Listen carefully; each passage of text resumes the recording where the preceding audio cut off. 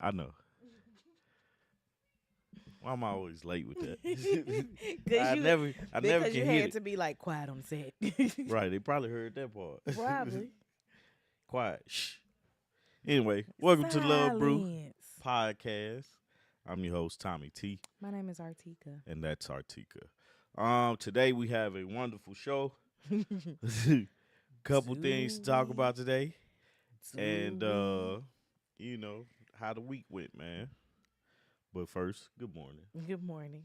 I haven't said good morning to you yet. You know what I feel like I've been doing all week to you? What? And another thing. But none of it has been about you. Yeah. Good morning, cousin. Good morning. Y'all Lily dressed herself today. Show them the fit. Stand right there. Show 'em your outfit.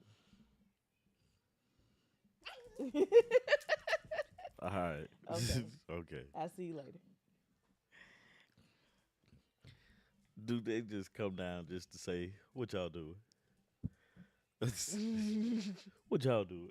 Like we don't do the same thing every Saturday morning. Oh, yeah. Let's see if I can see myself.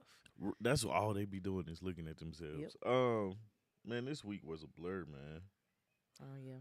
You had a busy week at work. I had a busy week doing things at the school. Yeah. And I still got some stuff I got to do for next week. Like that I need to take to the school, but I haven't gotten it like done yet. Yeah. Man. Yeah, I can't even remember what happened this week, man. I've been tripping though. Like all week. Mm-hmm. I've been eating ribs all week. Like I have ribs and macaroni and cheese for breakfast, lunch. What was that, Thursday? I was like, I am out. I was like, man, I got one more day. I was like, I got one more day. It's a DiGiorno pizza in the freezer. Make that. I'll eat that with Lily. Nah, not me. Count me out. I am done with the barbecue. Good morning, High Vibe. Good morning. I was like, oh, it's more? I bet. This Good still morning, good. Rhonda. Good morning, Rhonda. It was like, this still good. It was not that it wasn't still good. Time to grill Saturday, y'all. No, it was Sunday. Sunday. Yeah. It was Sunday. I don't know why I said Saturday. Because of weekend. Yeah. I knew it was not the last day of the weekend, but it was a 3-day weekend. It was Sunday. So he grilled. I was here we have these red smoked sausages in Memphis called Circle B's. And I usually try to grab a package of them every time we go home. Hadn't grabbed a package in a while, but we had one in the freezer. So he thawed those and grilled them. So I was here for those. Once those was gone, I was kind of like, all right now. We can switch back to regular food any day.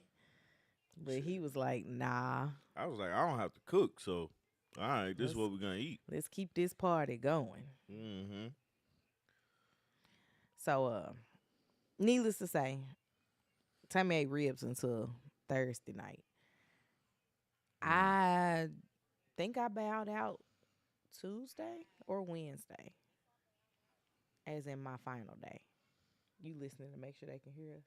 Yeah. They would have said they couldn't hear us. Well, I was just saying, I was looking at it and checking my levels and checking yours, and so I don't have headphones on, so it's like I can see it, but it's the same as it was when it's real low. Mm-hmm. And I'm like, I wonder. That's my thought process. Since I gotta explain my thought process to you, that's why I be feeling like. Cause it's weird. No, this one wouldn't, but you be be out there. No, because we had a discussion this week about how I got to somewhere.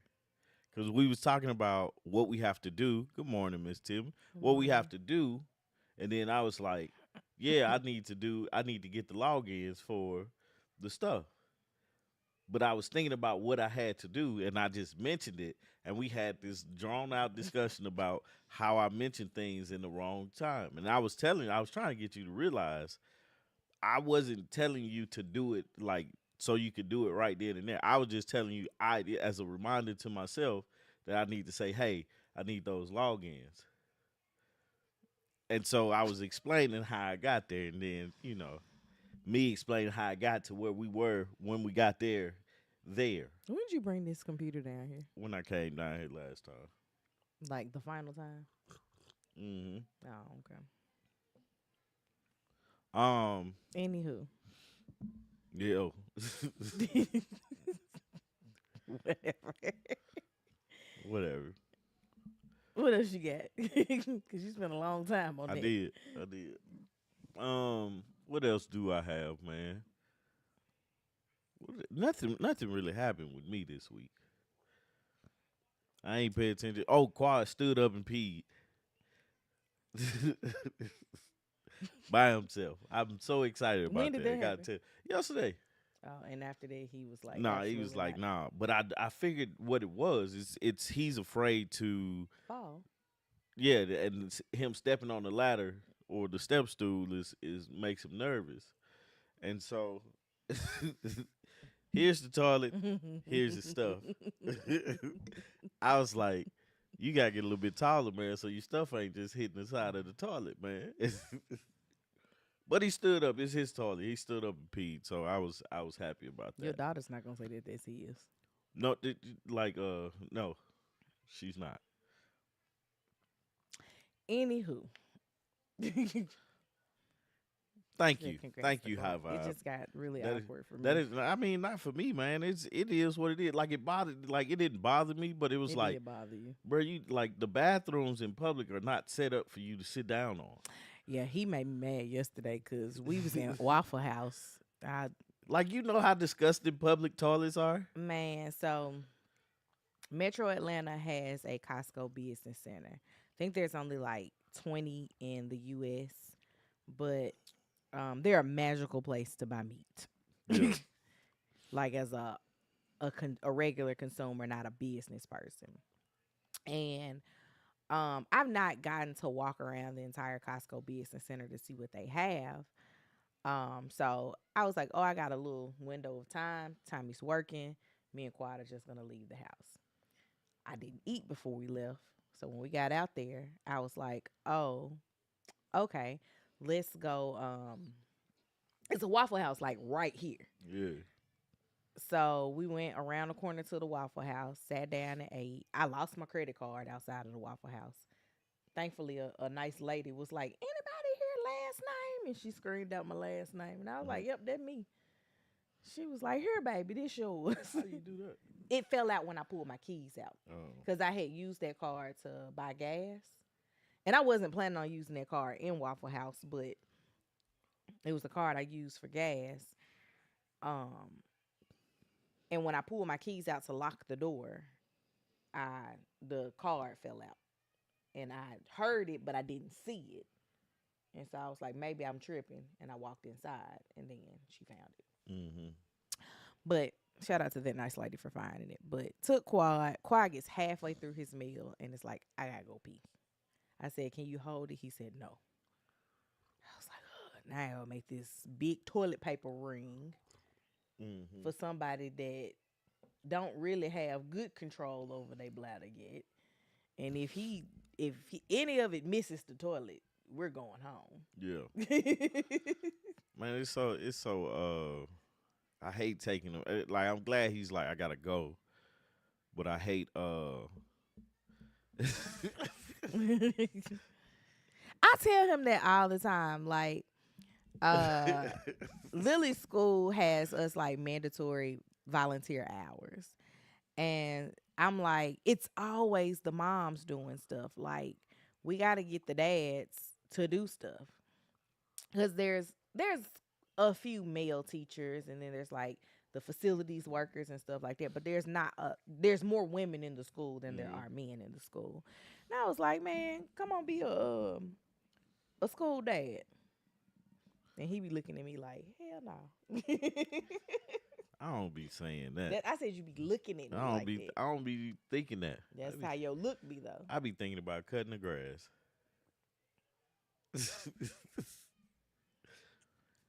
No, what were we talking about? Quad peeing and peeing.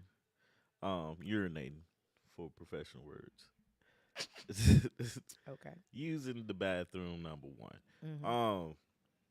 Yeah, man, it's like you got better aim that way. You know? Yeah. So I'm just I'm happy that he's telling us he's going and stuff like that. Another thing too, you gotta watch him because he flushed a rag. I know, was it last week we told y'all or? We didn't tell them that it happened. We told on the Thursday live. Oh yeah. So Quiet flushed a rag down a face towel. I hate towel. the word rag. A face towel down the drain, and so I had to take the toilet off the thing again. Buy a new wax seal. And put it back on. What else did I have to buy? Some caulking. Caulk, yeah. I think men don't want to be bothered with other people's kids. I mean, I get it, but also, as a mama, I don't either. Did y'all check? I know you haven't, but What? I was watching Lowest to Highest. No, I didn't. Oh, it's so many things that have run through my mind about that movie. Maybe we can talk about it next week. I was just about to say, I'm gonna Maybe give I'll y'all a watch week. it by then. I'm gonna give y'all a week before I start talking about it. So the clock is running. Lowest to highest. It's good so far. I think I got like 40-something minutes left in it. Finally, my image is correct. Oh, okay. Yeah, so I got about 40 more minutes in it, but that movie is based off a book. No, it's based off of a movie from the 60s that was based off of a book from like 1959 or something like that. So I'm just like it's crazy because Spike Lee, I guess, produced it and directed it or whatnot, and he did his famous like walking and the camera following you scene and stuff. And I was like, what made him pick this movie, this story, and I get depicting it the way that he depicted, but what made him think that way? And there's so many questions about being a father, being a family, being a young man, being the one with money and somebody without. You know, there's so many questions that come up. So you got a week before I talk about it. Okay. On notice. Got it. Speaking of Spike Lee, Katrina. Well, you gotta do the right thing, like Spike Lee. Right. I think Spike Lee is a great storyteller. An awesome person. I don't know him personally, obviously. He gets the people going. Yeah, but I think the creator in him is very. I think it's awesome, and I think it's authentic, and it shows a culture of black. I don't know much about Spike, like personal wise. Yeah, like, I don't know if he's either. a trash person or anything like that. So I don't, and that's what I'm saying. I don't know him like past the art, right? I don't know him as a personal person, but the artist Spike Lee is amazing in my eyes, especially now when I'm looking at movies and documentaries and stuff like that. So he made a documentary. It's on Netflix. I can't Come Hell or High Water or something like that. What's the name of the documentary on Netflix? It ties two things in my lifetime together. The fact that I've never been to New Orleans and we got to change that. Hurricane Katrina. It's a lot of stuff I didn't know about. Yeah, it's called Come Hell and High Water. You not done like Beale Street at night either, have you? Nah. We'll have to change that. New Orleans has always been this mythical place to me. Like, nah, it's different, you know, because they talk different, they sound different, they move, they do things differently from everywhere else that I've been. And the entire state of Louisiana. yeah. And when Hurricane Katrina, like when I think it was it hit on August 29th, 2005. Mhm. So 20 years later, it's a couple documentaries out about it. Mhm. Um, but in 2005, I remember looking at it, not paying it no mind, Mhm. and then like once it hit, and then afterwards, I was like, man, I miss the pre-Katrina Nola. Now Bourbon Street looks like Disneyland. I haven't been at all since Katrina. That's man, you crazy. gotta tell me what pre Katrina Nola was like. I haven't been since. I can't compare the two because I haven't been since Katrina Only happened. thing I knew about New Orleans before Katrina was The same be- thing you know now. beads, Mardi Gras. Mardi Gras beads. Mardi Gras King Cake. Actually, did you know about King Cake? No, I ain't know about none of that stuff. I just knew if you threw beads, they show you shirts are lifted.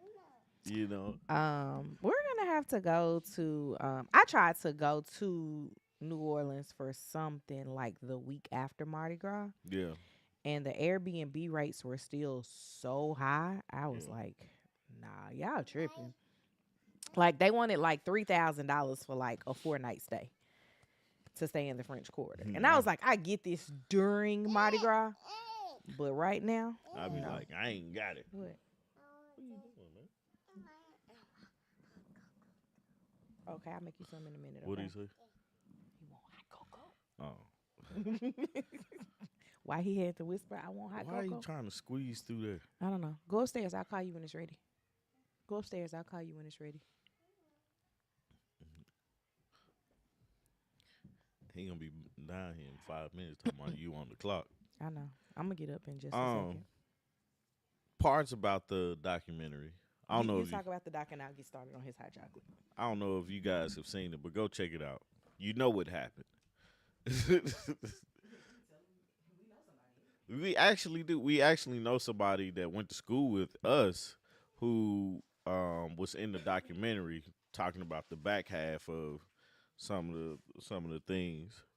But the hurricane itself, like I was sitting there explaining what a hurricane was to my 6 year old, and I was like, "Am I explaining this right?" Because like for her to understand, I have no clue if she understood or not. Um, but I explained it. She sat there, she watched it, got into it and stuff, and trying to figure out where did all the water come from. So that was kind of interesting. Uh, yeah, she got real into it, and stuff like that. But the the biggest thing for me, or the biggest thing that I learned, was how I never understood why Kanye was like Bush don't like black people. You know what I'm saying? But then seeing it and just seeing how he treated the New Orleans, and how it wasn't the hurricane that was, the bad part of it. It was the flooding afterwards, once the levees broke.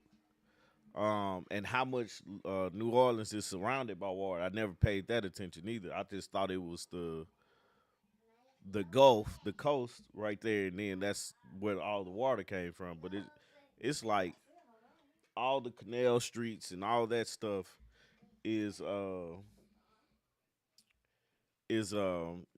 all this stuff flooded. Boy, this is hard to do, man.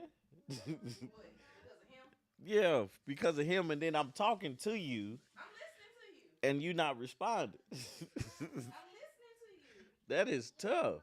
I'm like, I'm trying to look at the camera, trying to look at you, him talking, and I'm trying to get my thought through.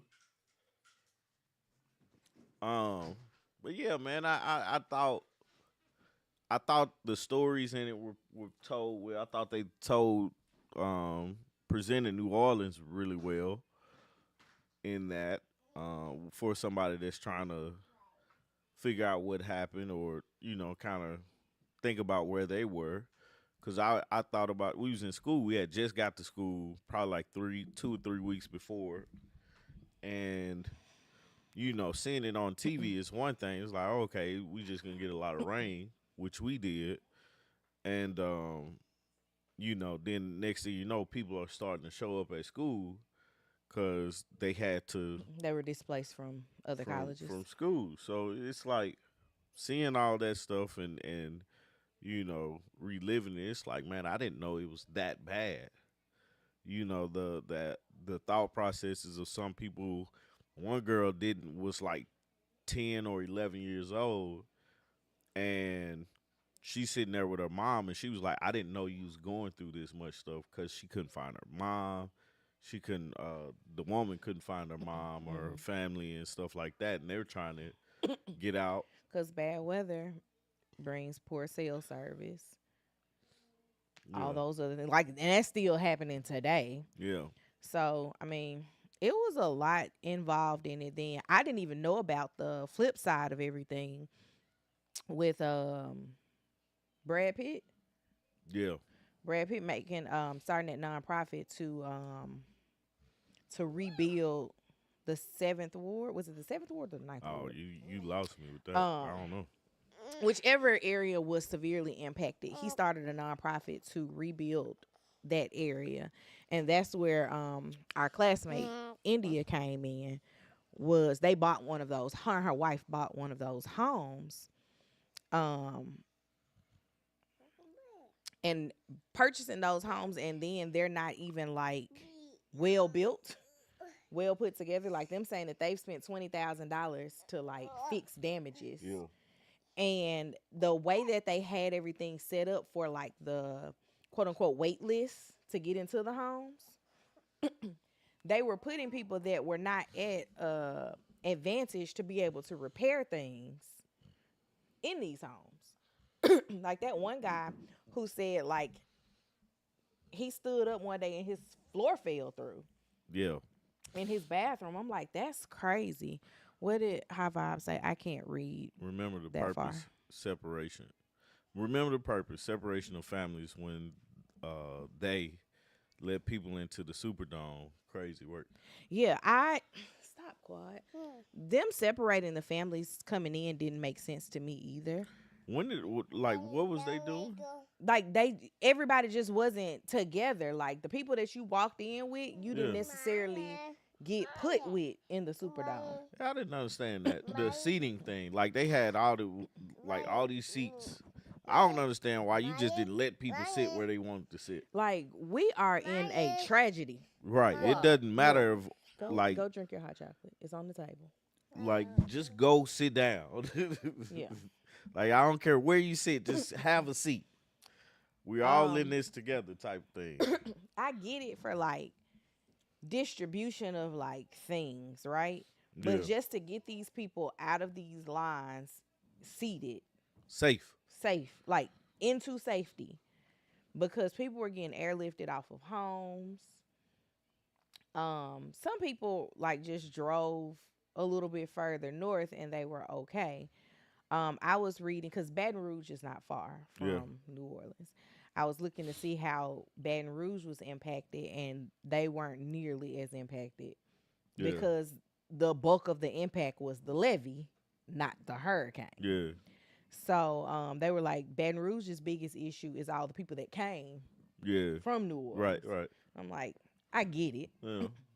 But there's so many people that got displaced that ended up at, for us, the vantage point was being college age.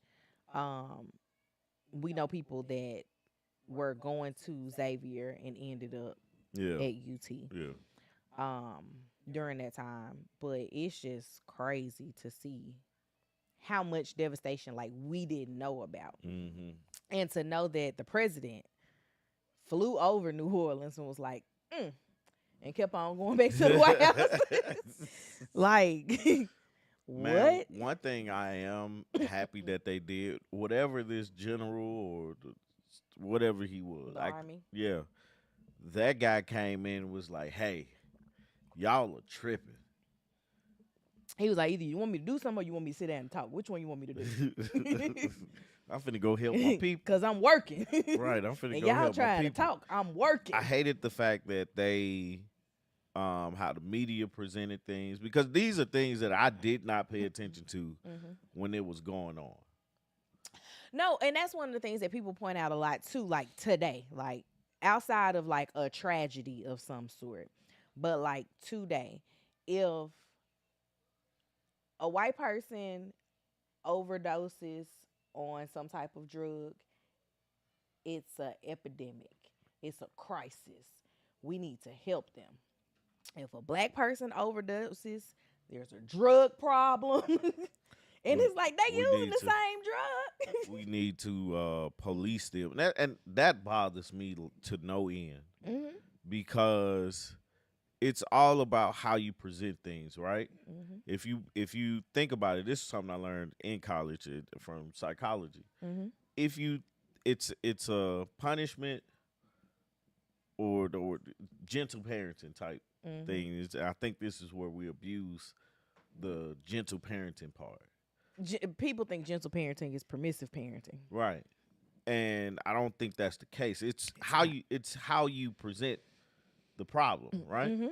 So, like for the case of New Orleans and what we're talking about, the people that were going into stores, yes, there are some people that was like, hey, this is available, I'm going to get it. But most people down there were like, I need food, I need water, my child needs something, my mama needs something, my daddy needs something. We need nourishment to survive. They're not getting it to us.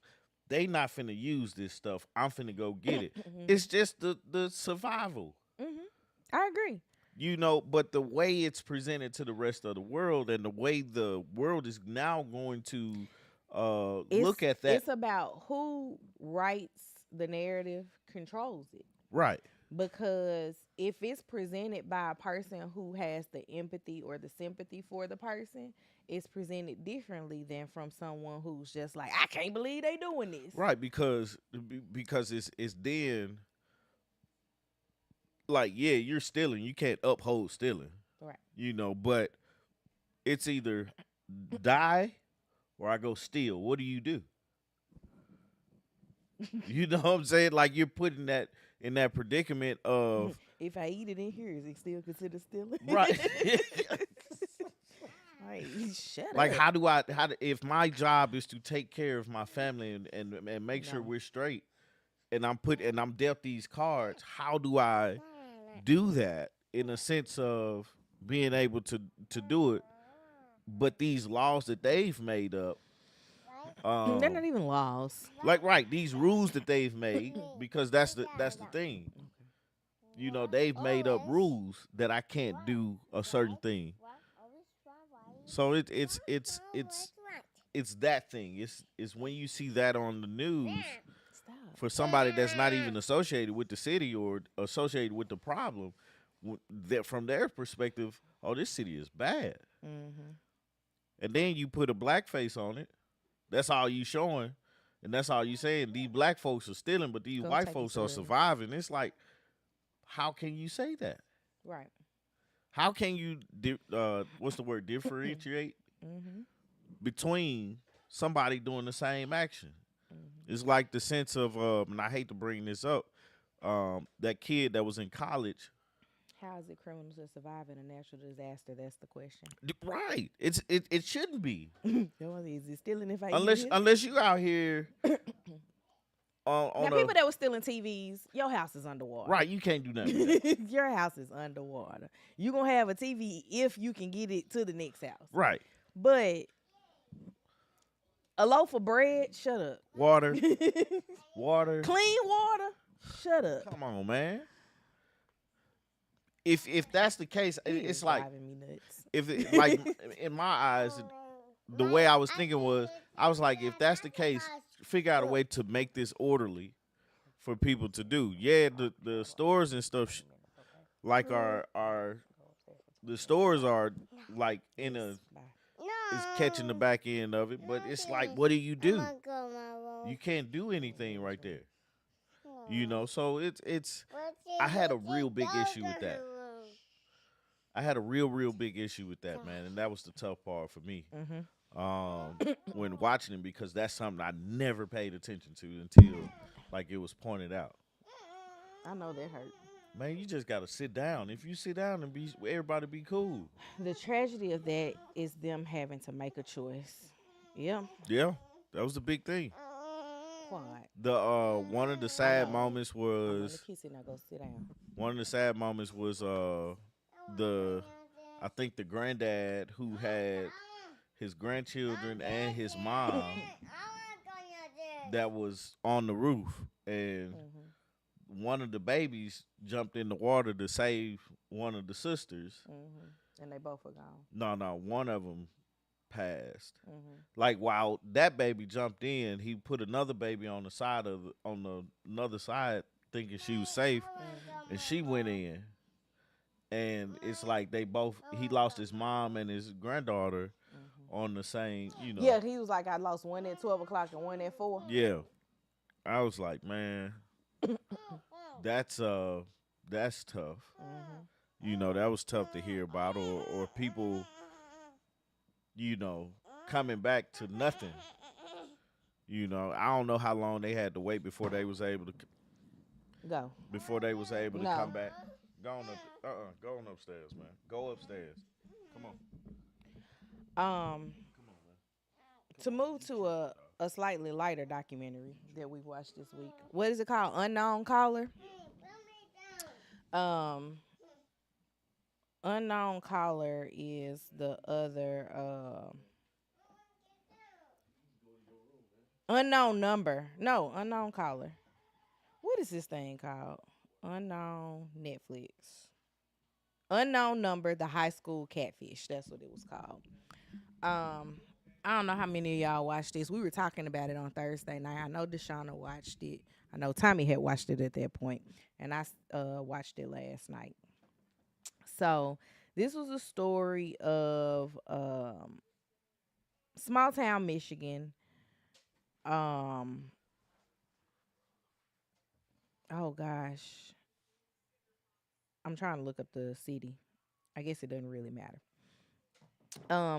Boy and a girl, Lauren, Owen, high school freshman, I believe, are dating. Somebody allegedly starts texting them from unknown numbers, basically saying that they need to break up.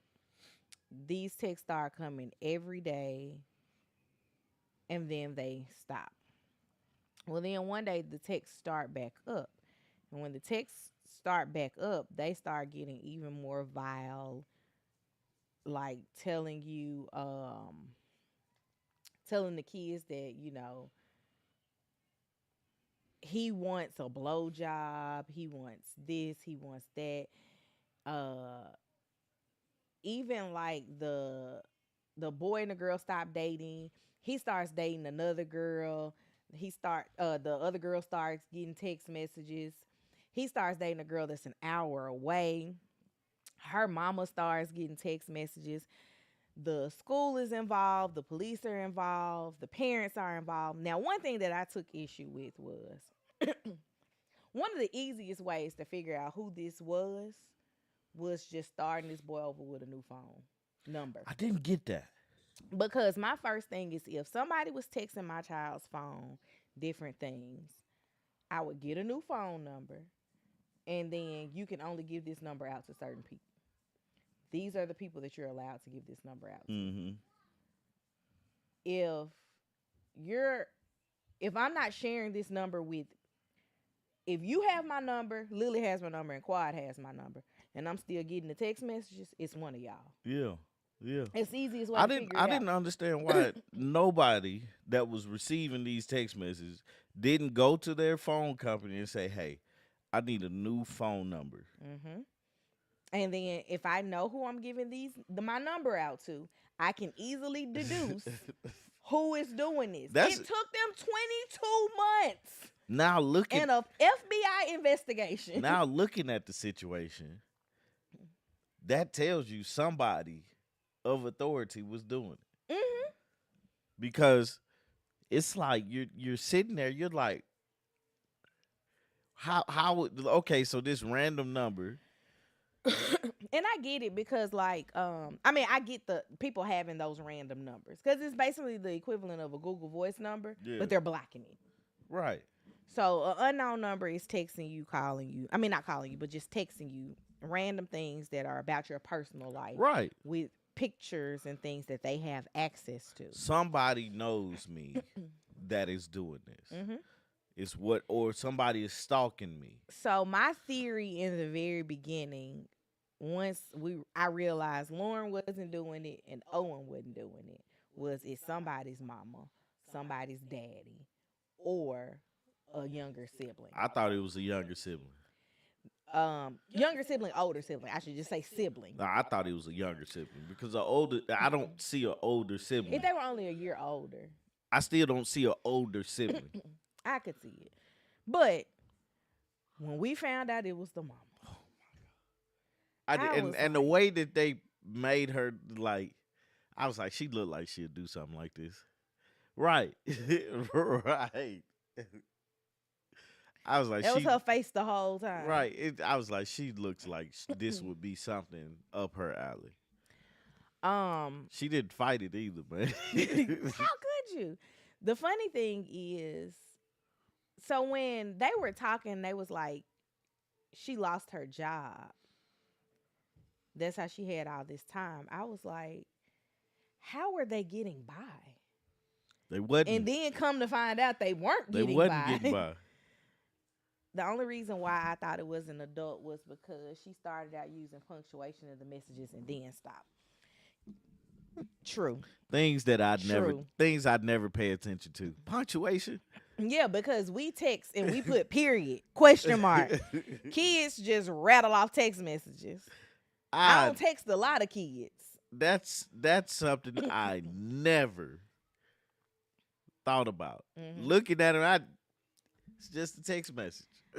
I was just like, all right now. The daddy's reaction was the realest. He was like, get out, call your mama, out. Call your daddy. Matter of fact, I'm gonna call them for you. You gotta go. They're on the way. Kendra, they're on the way. They're coming to get you. He's told the policeman, hey, she gotta go because I don't know what's gonna happen. I don't know what I'm gonna do if she's still here. Now the thing, but the daddy was sitting up here struggling, trying to figure this out. She lost 2 jobs allegedly because the cousin said she don't think she had one of them jobs. Yeah. She lost 2 jobs and was still like the volleyball coach? Yeah, something like she was some type of coach at the school. She was involved at the right. school. like how, and what bothered me, which she has to have some type of mental illness or something like that. What bothered me is that's her defense. Mm-hmm. I was going through a thing, or you know what I'm saying. I don't. I get it for some, in certain situations. But that's your child. And I'm convinced that she actually wanted that little boy. She needs to be on the registry as far as I'm concerned. Right. There's nothing like I'm all in, cousin. All in. Like how can you say those things to your child about her boyfriend? Right. And to your kid, like telling your kid she should just kill herself. I probably wasn't supposed to say that. I'm talking about on YouTube. Well, it's fine, man. Yeah. How do you tell your own child that? That's what I'm saying. And then want to say I'm going through a mental illness or a mental breakdown, whatever it is. You get help for that. You figured out a way to diagnose it while you was in jail. Right. And then you want her to be friendly. I'm like, how does her daughter come back? Because the stuff she was saying in the email, in the text message. Unknown number, the high school catfish. It's on watch Netflix. This High Vibe? Usually High Vibe is with me on certain documentaries and stuff like that. I wasn't even gonna watch this until like I ran out of something to do, and so I was like, let me check this out. And the daughter still wants a relationship with her. They need to get Lauren therapy. They definitely need Lauren definitely therapy. needs to have some therapy. Like that should have been. Well, I can't even say that should have been number one on Daddy's agenda, because Dad had to figure out where they was gonna live. Dad had to get some money up. Yeah, he had to figure out a lot of things. That's just crazy. It's me. the wildest thing, and then you have all I these. can't remember Owen's mama's name. I can't either. But Owen's mama was like, "No, it can't be her.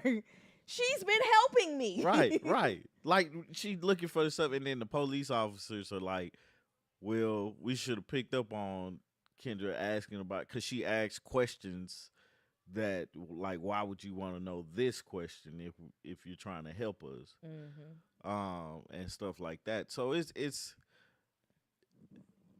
I'm still drawn aback from the fact that she was doing this to her child, and then continued to do it.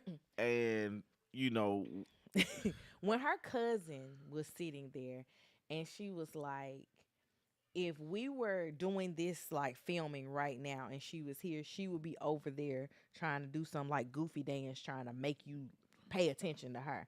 And I was like, so she's always had an attention problem, and this is how it manifested in adulthood. Yeah. How her husband didn't know that she was a little old off. How her parents didn't know. Her parents probably knew, but also was like, that's your problem now. You married.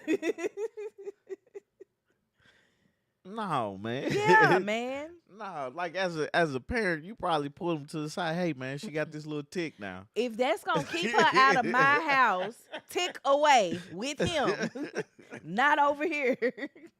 Man. But just think about it. Like, if it was they continue to live with you, or they gone on over there with him. Well, now they with her. Now she with I them. don't know where she is now. Her parents knew, I'm sure. Right. Oh, absolutely. They just, her parents say. They was like. I wonder what that conversation was between the daddy and the parents. Because, like, on camera, it was quick, but I know it wasn't that quick. She got to go. Hey, y'all know we've been going through this thing with the phone. Come to find out, it's your daughter. I think about how many, like, growls. You know how people would be starting off and they be like, "Whoa!" Yeah. How many of those happen in the middle of trying to explain it? I'm curious to see how many times he said, "What the?" Because they went through a lot. They was sitting here arguing. They gonna lost the house. They gonna lost the storage. The storage unit. They gonna lost old pictures that they had. His tools. Like, tools are expensive. I know. He done lost. I've been with you. He done lost his tools. I know they lost a second home. Since purchasing this home, we have easily spent thousands of dollars on tools. Man, don't be telling people my business. No, I'm just saying, because it's stuff that you've had to fix. Man, but I'm just tools. I'm just sitting here like, and just thinking about that from a financial perspective. Like, the child is, she's in a child's place. And it's like, that's one more aspect of something you put on. Mm-hmm. Yeah, she gotta go. He was like, I came home to an eviction notice, and she's like, I'll take care of it. She did not. Like, and that's another thing too. I don't understand, and this is just my 2 cents in putting it out there in the world. I don't understand not having a know-it-all. I ain't saying you have to do it, but just know, hey, things are getting done when it comes to you and your finances. You individually, you as a family, and the finances. Like, well, I mean, okay, to be fair for him, he had years of her taking care of the finances, and things were fine. Yeah, right? But in my head, right, I have to know things are fine. May not have it, but it's paid. It's not going to get turned off. But what makes you decide at like year 15 to be like, something's awry? Because it's been fine for years. It before happened. that. Even with us. Since year 1, I've known that we have a place to stay. Since the beginning. You know what I'm saying? Well, he did too, because he was in it. That's what I'm saying. No, Like, I'm saying like we like you always knew. Okay, I paid the rent, I paid the mortgage, or I needed help paying the rent, or I needed help paying the mortgage, or I need this, or I need that. You were always a partner in that situation. It's not a quick. It's not a we sit down for an hour no, but do you type get what I'm thing. saying? Yeah, Like the fact that they had gone all these years together yeah. and he's never had an issue. No, I get What that would part. make you think that year Oh, I'm 15, glad that haircut on. year 15, month 3, Yeah. that he wakes No, up in the middle no, of the I'm night saying- and be like, did she pay the rent? That's see, and, see. No, I get that part, Mhm. but it was just my advice. Yeah, no. Like, hey, That's what I'm saying. Like, Hey, for he- newlyweds and people getting together and stuff, just he just be couldn't like, have all right. known at that point, because I've had so many years Yeah, of, okay, everything's cool, everything's all right. it's like looking out the blinds, man. Just look. Yeah, I believe in trust but verify. I'm always going to know. That's what's what it going on with is. my money. Verify. Yeah, no, I understand that, but what I'm saying is, what if he verifies at the 6-month mark and she stopped paying at the 2-month mark? Well, y'all got to be out at month 3, That's essentially what happened. right? He saw a note on his house and was like, "Oh, you ain't been paying this," type of thing. But it's for. I feel really bad for the girl, Lindsay, for the little girl because Lauren. You can change Lindsay that is baby name. the girl, his mama's name. Okay, I would say, but Lauren is I feel really bad for her because now she's lost out on a friend, not even just her boyfriend, just a friend in general, because he was like, they don't even talk to each other. I wouldn't talk to her either. The relationship with Like 14-year-old Arteaga Right. wouldn't talk to her. the relationship with her mom is always gonna be strained because she's gonna go back to her high school time and the process she went through and how hard it was for her. She's always gonna go back to that. So there's a strain there. Her dad and her parents divorced over this. They're not really like this terrorized her school. Like, she already had people that were not going to want to be her friend or associated with her because they were getting like blamed. Yeah. And Having to talk to the police, and most of these folks had never dealt with the police or been a suspect of anything. was it Lauren that said, now I'm nervous around the police? It was somebody. One of the kids. I think it was Lauren. Yeah. It was her. It was her. I'm like, you don't have to be nervous around the police at this point. But, and the girl that kept Oh, yeah, suspecting right. lost a lot too. right. Yeah, because like, you're literally blaming me. Y'all have scrubbed my phone, and I don't understand why that wasn't the first plan of action. I don't either. Let's extract the data from everybody's phone. Because if you didn't do it as a parent, I don't. First off, she would have lied though, because remember, she had 2 phones. I didn't. But the thing about it is, as a parent, my first move would have been, all right, give me your phone. We're gonna get you a new number tomorrow. Don't give this number out to anybody else. Right. Only people you can give it out to are people we like. We have a list of who got your phone number. And if anybody gives your phone number out, we're gonna go to them first. You can even tell them that. Here's a note that comes with your new phone number. Or something like that. But it's the fact that she was so deranged that she found that girl's mama. That was crazy. An hour away. That I was like, oh my God. And that what made me think that's why she needs to go on the registry. Because at that point, they not even together. This is a whole different girl, family, place. Man, and say created trauma from parents for children is real, obviously sad. It is it's really terrible. sad. And It's like, terrible. she literally had at the ending, she had no reason or rationale for like why she did it, because she claims that it started with somebody else and then she just picked it back up. But you let like 3 months pass, 4 months pass before you picked it back up. Right. Why? Like what's going on? Like Seek help. And then they said some days she was sending like 50 messages a day. Right.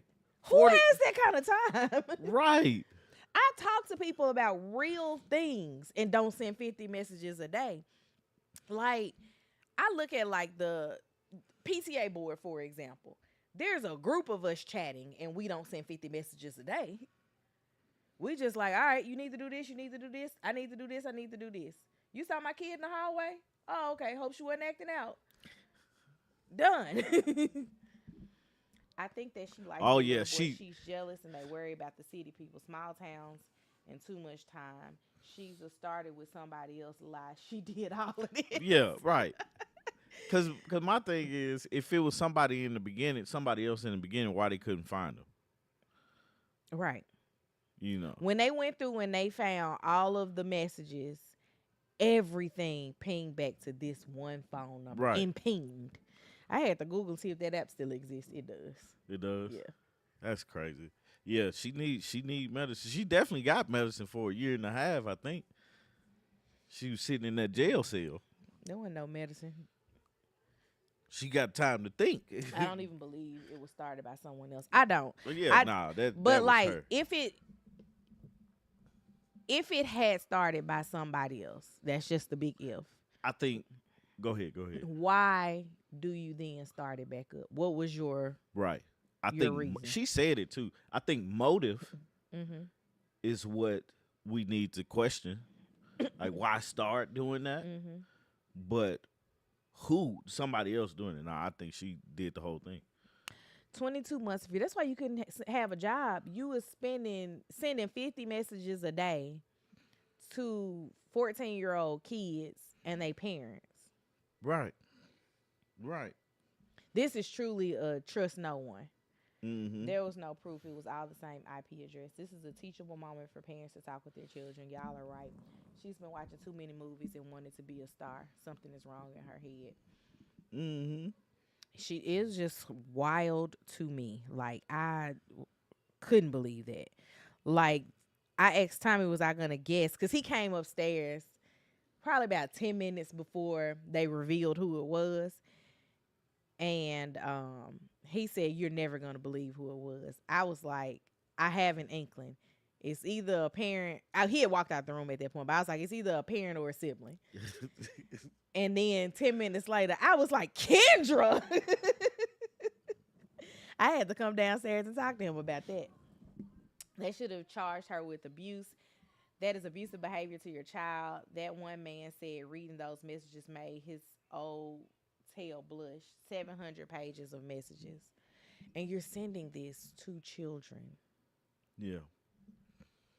Like, that's crazy. You send it first off. You're sending it to children. You're sending it to your child. Trash game. You're sending it to your child. But remember when she was playing basketball and she had a bad game, and then her mama started texting her like, "You're trash. You need to quit." Yeah. I'm like, man, do you not know that if my child is close to being good, I'm gonna be you the greatest thing walking? Cause you me. I'm just like, but it's crazy. There's nothing. I had this conversation with Lily the other day. I said, my job is to make sure that you grow up, you have a great childhood, you don't have to worry about things that you don't have to worry about now, like being an adult. Just be a kid, do your job, which is going to school. If you play sports, play the sports that you play. That's the only thing you have to think about. Let me do everything else. I got you. There's nothing in this world I want better for my kids than something better than me.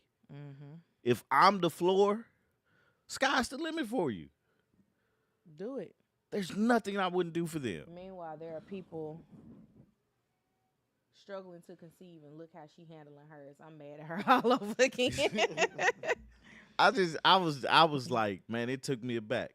It took me back. I was like, dang, why would you do this to your child? Right. Not understanding the mental part of it, the mental illness part of it, because that's what they brought up, you know. But yeah, man, it was solid story. Like the documentary told the story perfectly. You hate that it was based on a true story, Right. or I shouldn't say based, was a true story. Right, it is. I just hope the best for that family. You know, that's some wild stuff there, buddy. What else we got? Cardi B won her case. And then she made pictures of her in the courtroom, like her cover art, I think. Yeah. She threw a pin at somebody too for asking about her. Was she pregnant? And if she He didn't ask Is her it was she Offset? pregnant. They asked her if when she has this baby, is there going to be an issue between Offset and Stefan about paternity? And she was like, "Can I see that pen for a minute?" right. Not damn black person in that town. Because they all live in Detroit and Grand Rapids. I mean, not Grand Rapids, and Flint. I think she should. Right. I think she should. Did they ever solve their water crisis? No, I don't think so. I think she should counter sue because we looking at and hearing the court case, we're like, why are we wasting taxpayers' good dollars on this? We know what this is. We're looking at it. More music in the making for Cardi. Cardi B stay winning in court. She gotta stop throwing stuff at people though. Yeah. Like she threw that pen at the ground near the reporter. But she also has thrown a mic at somebody in a crowd. Yes, recently. Oh, she did. She was on stage. Yeah, I mean, yeah. And if Cardi's pregnant, Cardi's pregnant. There's no reason for her to be upset about somebody bringing it up. It comes with the territory of you being a celebrity. I think it's a thing of her being a easy target versus anything else. Because we see her like attitude is probably not the best. Probably. You know, it's like I know if I hit this thing in this spot 1 or 2 times, I'm a hit. It's like playing the lottery.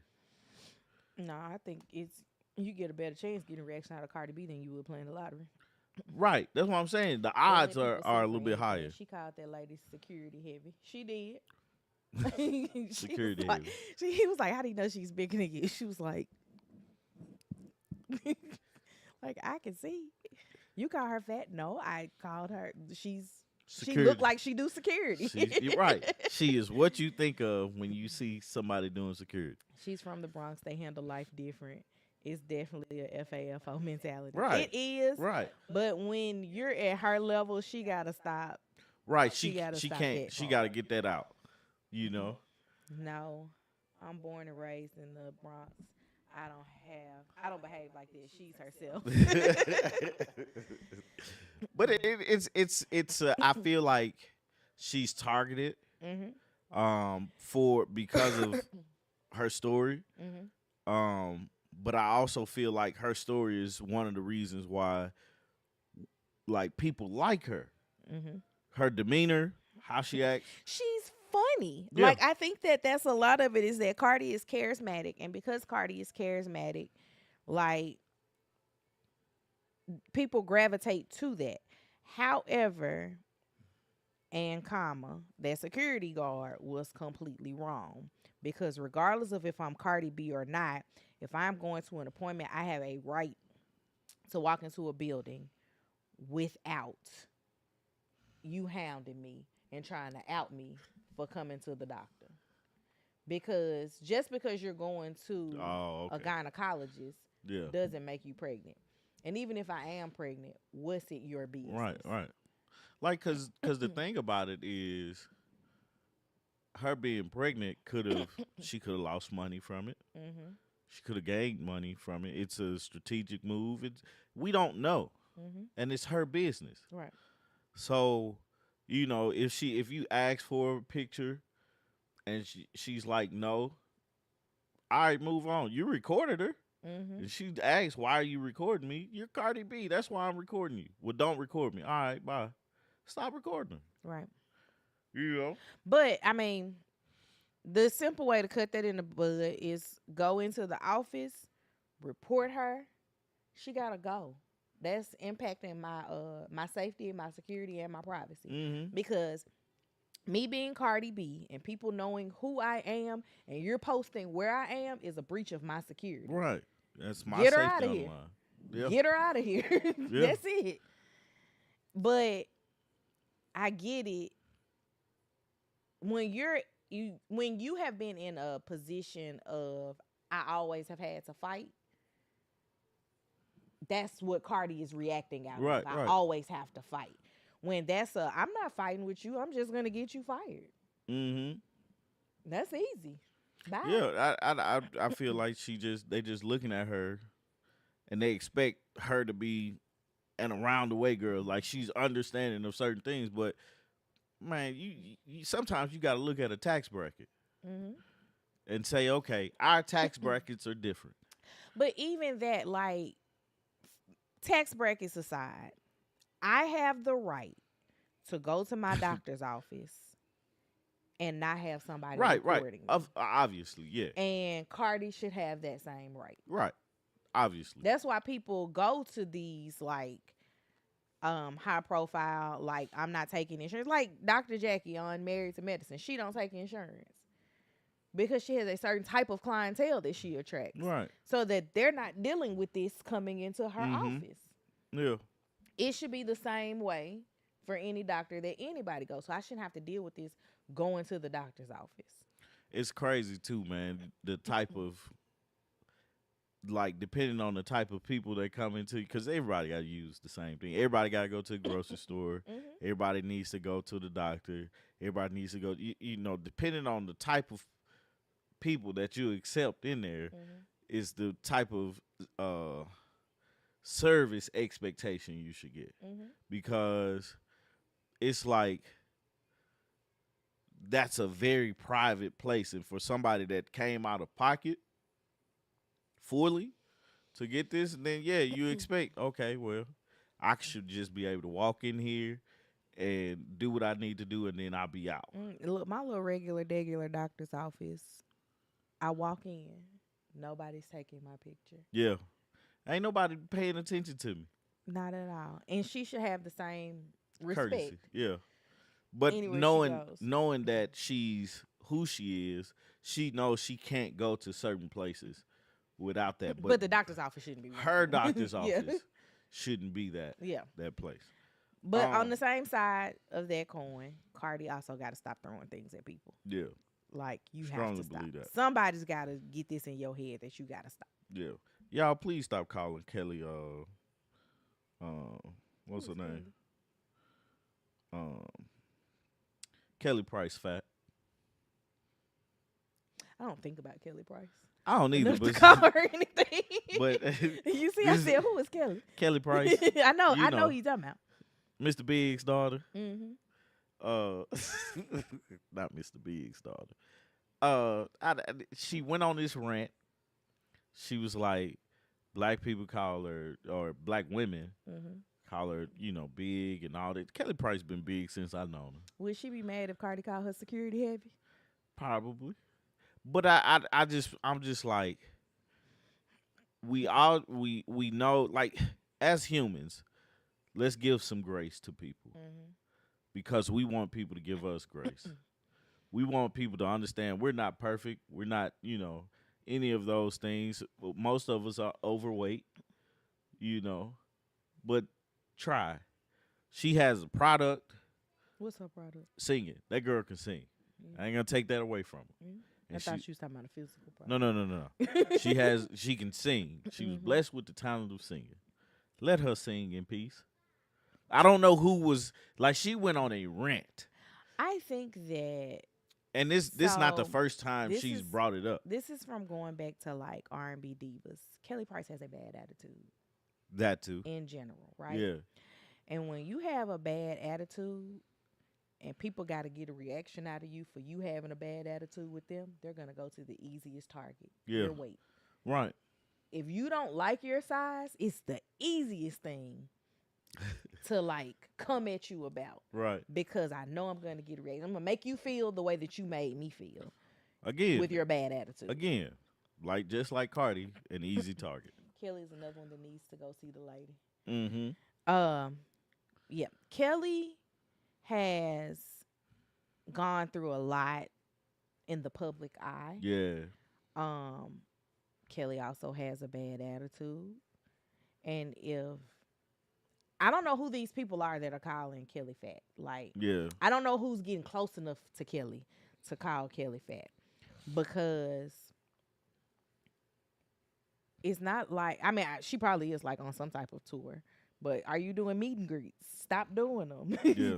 Like, I don't know what the issue is, because like me, again, I don't think about Kelly Price enough to call her fat. Mm-hmm. Like, and that's not one of the things that's top of mind when I think about Kelly Price. Like, Kelly, you said, Kelly has a beautiful voice, but she also has a nasty attitude. That's so a bad combination. I leave my thoughts about Kelly in the art that she has created. And I don't go out and seek out a Kelly Price song. I don't either. But if a Kelly Price song comes on, I'll sing along. Sometimes. Because I be, As We Lay. Mm-hmm. That's her song? It's not originally. Oh, okay. She remade it. Oh, okay. R&B divas and social media have been a terrible combination for Kelly. We would still like her if we weren't aware of her personality. I don't even follow her on social media. And I stopped following the Shade Room. So Kelly, only time I think about Kelly is if she pop up on my Spotify. It's right now. If I turn on like 90s R&B and I make it through like the first, you know how your Spotify is like curated, to like these the songs she gonna want to hear. Yeah. Jodeci is in my like first 20 songs. I think YouTube Music got me good. They know me to a T. Okay, YouTube Music too, because they do it too. But I'm saying, like, your playlist, it's like, all right, one, I can tell you, your playlist is gonna play DMX. How's it going down? Yeah. Whatever it's gonna be. And it's the wrong version of the song. But every time we get in the car, that song is gonna play. Right? Kelly is like, if I have a 200 song like list, if it just played and played and played, Kelly might come up as like 197. She definitely not gonna come up in my list. You know what I'm saying? Like 197 out of 200. How often do you get to song 200? Hey, funny thing. This is my random thing, and I'm gonna end on this. Do you think, if you had to think about it, right? Mm-hmm. What would be your theme music? Like, just think of random situations. I've always said, if I had to walk out on the stage for anything, the beginning of Southern Girl, the dun dun dun dun.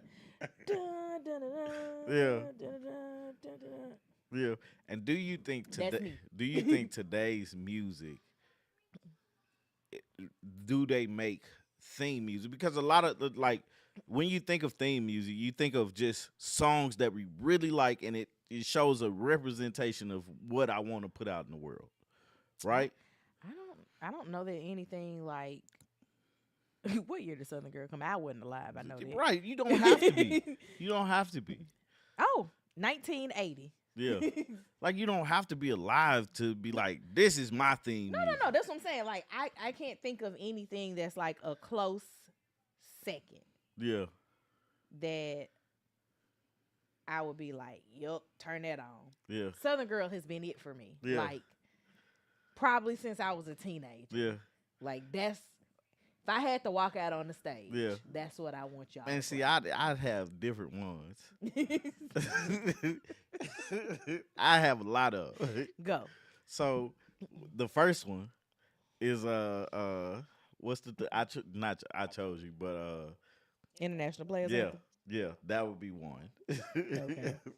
Go DJ, Lil Wayne. Okay. Um, Prototype. What kind of It's thing would that be it's for? just it's just how I feel. Yes, I've been following this Tamar I Braxton haven't situation. seen nothing with. That's Tamar why I Braxton. hadn't talked about it because Tommy don't be I knowing. don't know nothing about Tamar. Last I heard about Tamar Braxton, none of her songs will be my theme music. By the way, Tamar Braxton she said lost some teeth. Yeah, she said she woke up in a pool of blood, missing 4 teeth. Did y'all see her mouth? Nope. If I say I I'm missing, think they said that her dentist posted something, but I never saw it, so I'm gonna say no. if I was missing 4 teeth, I would definitely take a picture of it. And if I was gonna talk about it, see, look, The first thing that I did when I woke up in a pool of blood and missing 4 teeth wouldn't have been, let me put it on my Instagram. nah, that's not the first thing I would have did. That's what she did. Really. Yeah. Then she texts Funky Dineva, big YouTuber, who she had been out with the night before, and was like, I need Dr. Heavenly's number.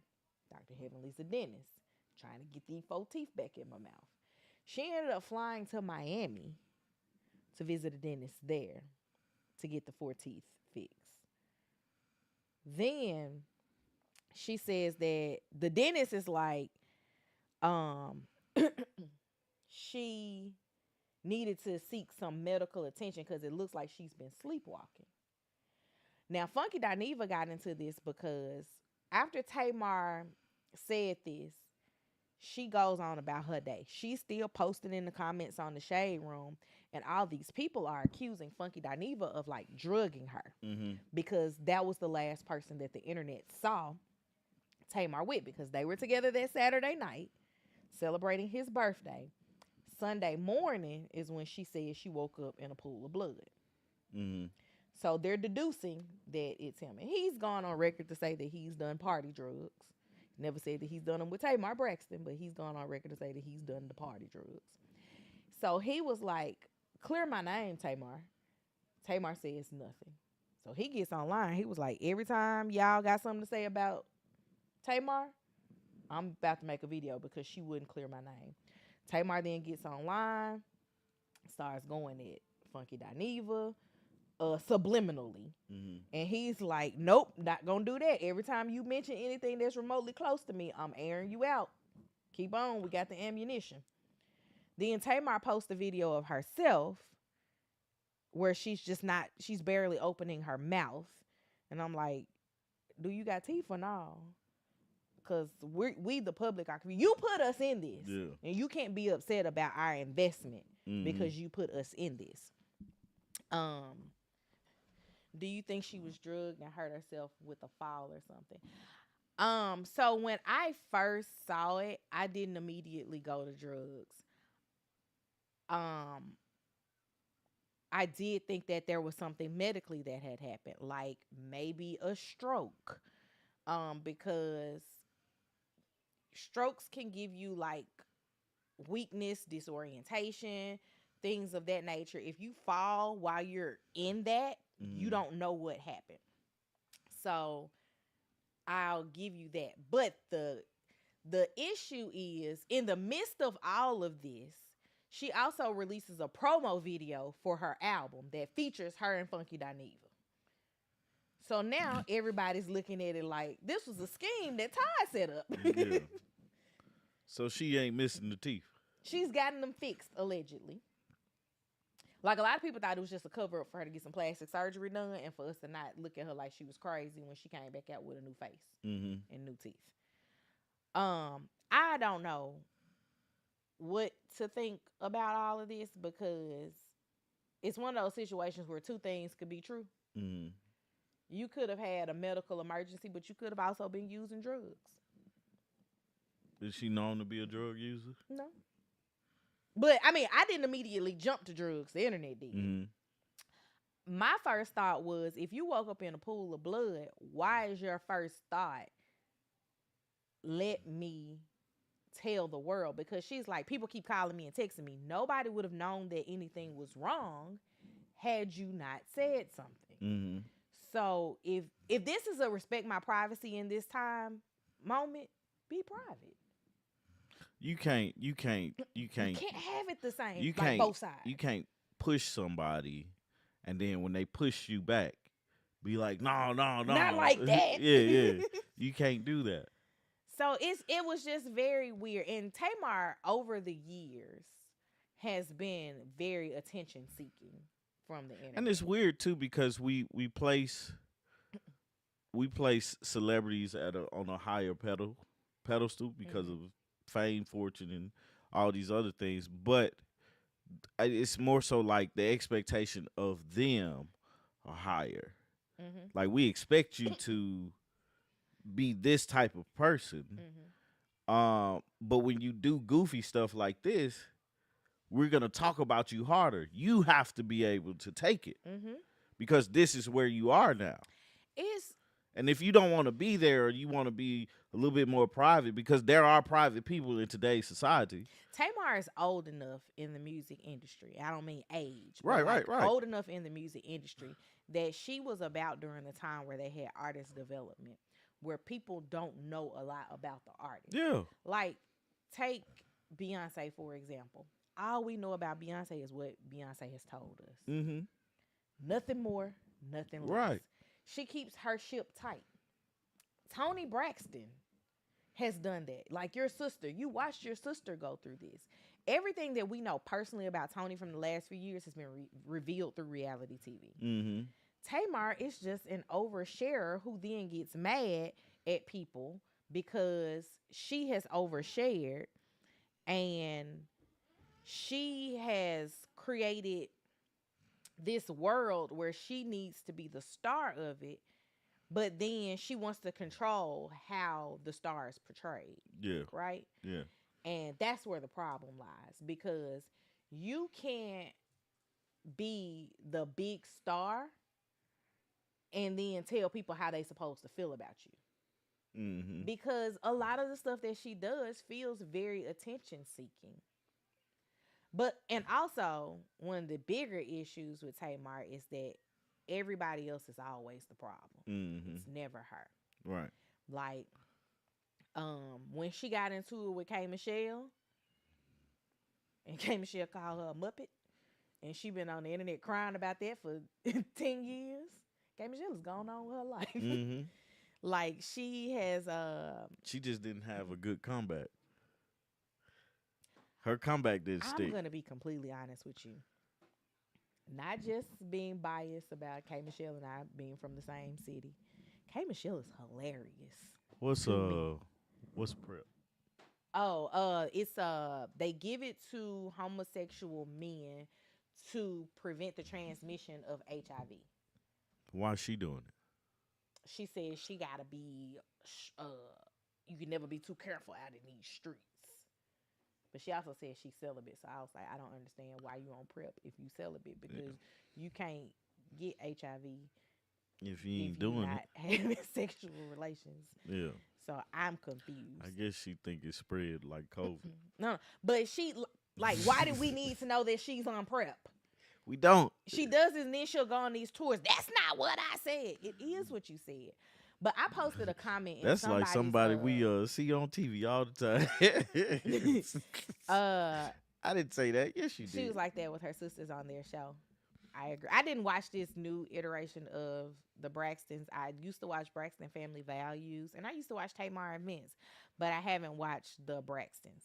But I did post in the comment section on somebody, I think it was like Kempire, when he was talking about like everything that was going back and forth with Tamar and Funky Dineva.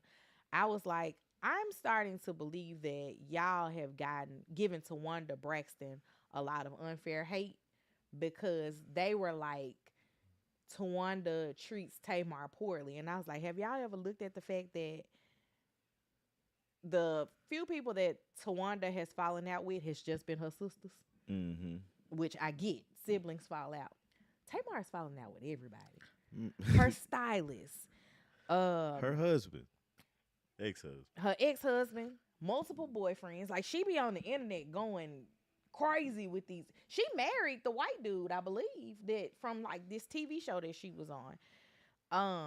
K Michelle called Lonnie Love Big Back Cadillac. Now, if Lonnie had clapped back at her, she'd be crying again. Mm-hmm. And people have figured out where to hit Tamar where it hurts. K Michelle called her a Muppet, and it has stuck. And anytime anybody gets into it with her, they throw up this Muppet thing, she gets to crying. Man, you got to be able to dish it and take it, man. Yeah, Tamar hasn't been right since she and Vince divorced, and now that I agreed. The Vince situation, like her divorcing Vince, it seemed like he was at least in the like behind the scenes, like, give me your phone. And they didn't have that. And I agree with you. K Michelle is not wrapped too tight. Yeah. But she's funny. Yeah. Like, I'll give her that. She's funny. And she's supposed to be on Real Housewives this new season. So that'll be funny. Yeah. I can tell when I ain't interested in something. Yep. Tamar will do anything for attention. It's always someone else's fault, just like lots of black women. Tamar is a prime example of a woman hitting the wall. I ain't going to say lots of black women, but I'm going to agree with you on Tamar. Yeah. But Tommy is completely out. I'm trying, man. You're not. I am, You're man. not trying.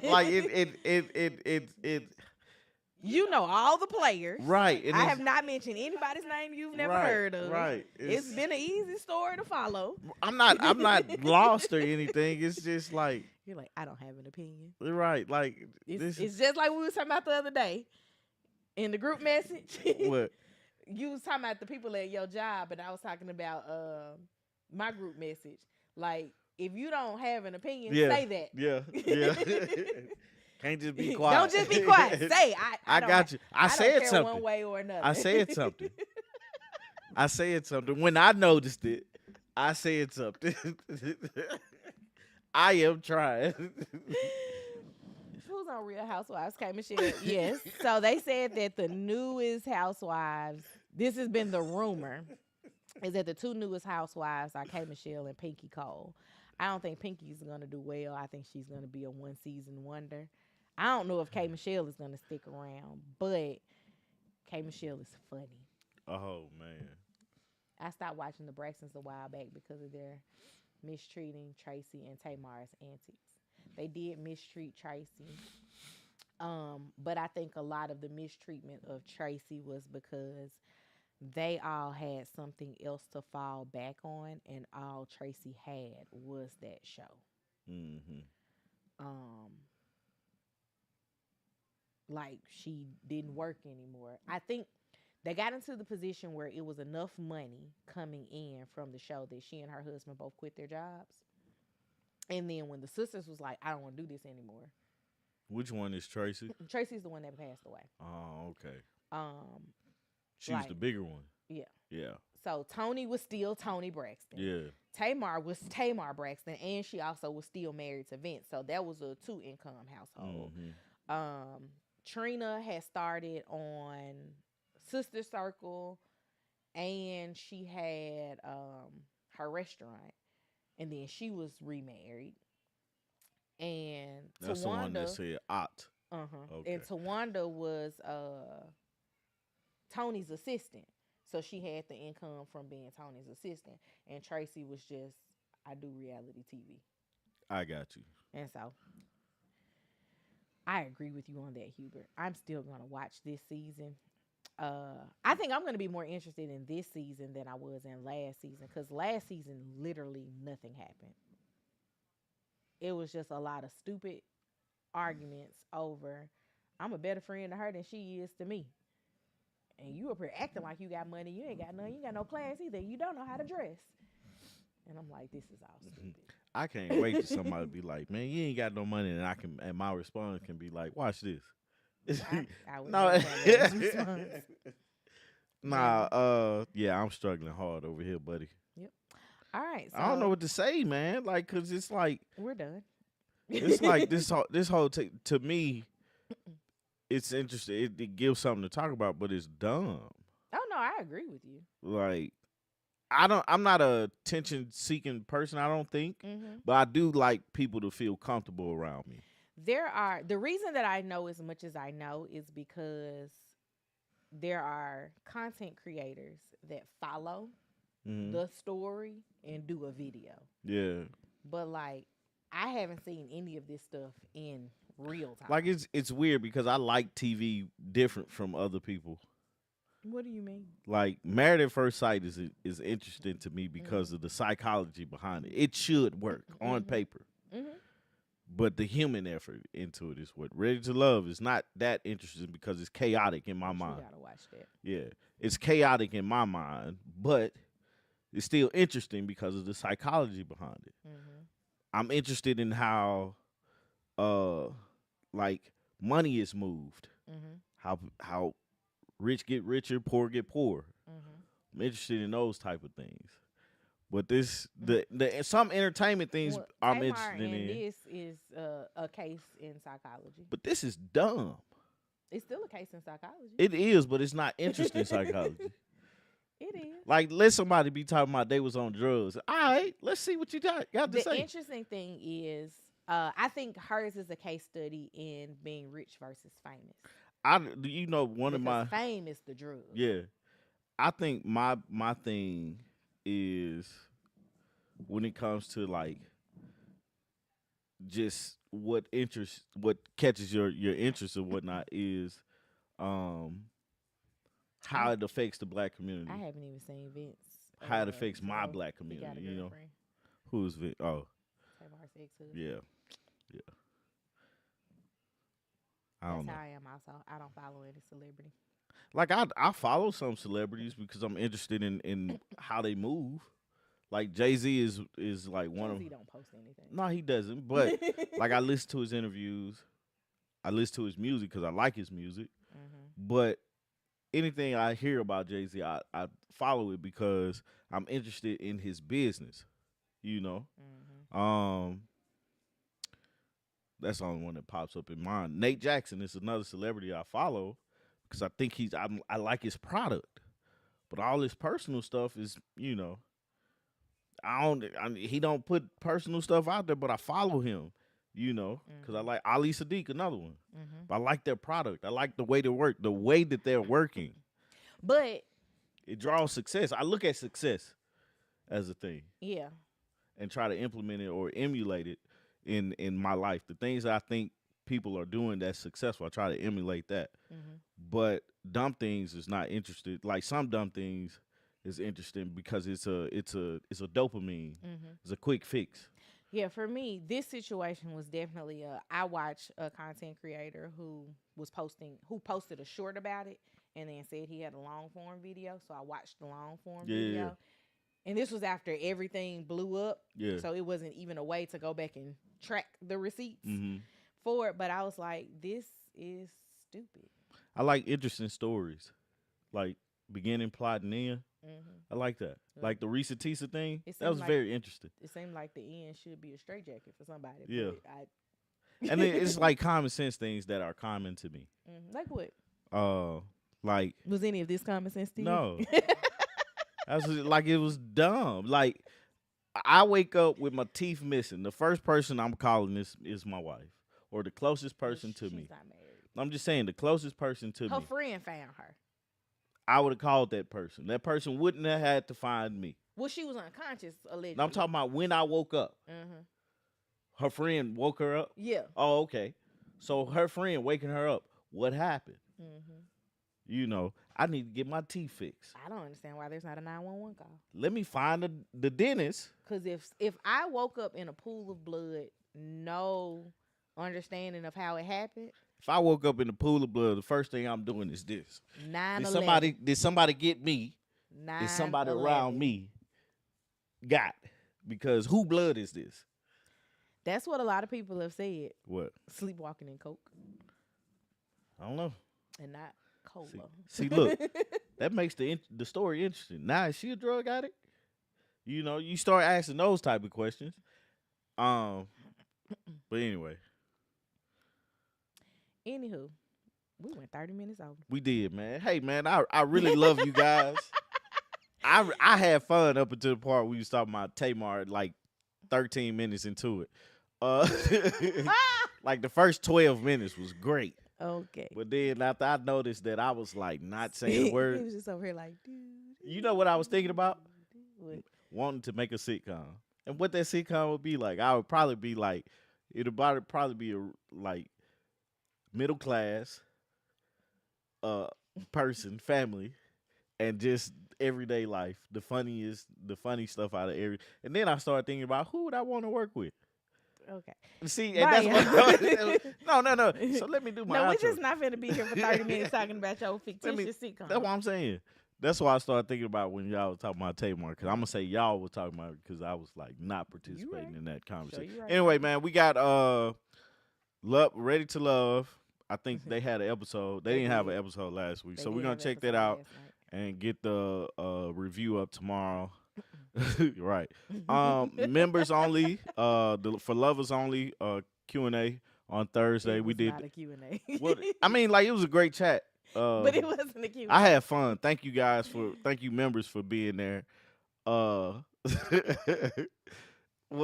else we got coming this week?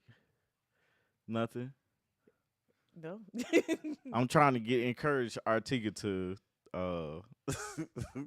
post clips of stuff that we do. It's funny because we do the work. We just have to post the stuff. So we were supposed to make fun of your Oval team and yeah. Definitely. Man, but yeah, so man, just be on our channel, man. For join the community when the members only content, because we're starting to put out more of that stuff. Actually, every Thursday we do a sit down with members. So do that at 8:30 p.m. Yeah. Oh, thanks, High vibe. We'll see you Thursday. We will see you Thursday night. Let AI clip your story and keep it moving. We did. The problem is we did. Haven't posted it. It's clipped. Dude, and the funny part is I personally clip the stuff sometimes and be like, all right, this is all you got to do is post it. I got the caption, I got the hashtags, I got the time. Just post it. Just push the button. He says it to me when I'm sleepy and then be like, you ain't do it 3 days ago. I forgot. But she has okay. Anyway, we love you guys. We appreciate you guys, and we shall see you this week. Y'all gonna get a whole bunch of clips this week. Yeah. I'm just gonna No, we're not gonna posting do that. until my heart. TikTok, Instagram, all the clips. Clip.